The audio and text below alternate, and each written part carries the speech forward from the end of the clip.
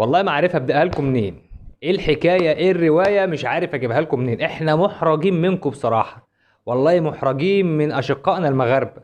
يعني مش كفايه اللي احنا كنا لسه مهزومين من المنتخب المغربي 2-0 بتاع الرديف. طلع احمد حسام ميدو اتكلم وقال لك يا عم ما انتوا المغرب 10 مليون والمعلومات حتى خاطئه، واحنا 120 مليون مش عارفين نطلع 300 400 محترف بره. قلنا يا عم احمد حسام بلاش، سيبك من الناس دي، انت شكلك مع في حته تانية. الناس 40 مليون مش 10 مليون يا عم. ولا انت بتضرب في كام يا عم احمد حسام يا ميدو؟ واتكلمنا في الموضوع ده. حتى يمكن لسه سايبين اشرف حكيم النهارده ما شاء الله جاب هدف وجاب التاني، وما شاء الله حقق ثنائيه النهارده. وشفنا لويس انريكي قال له ايه، وشفنا ناصر خليفه قال له ايه.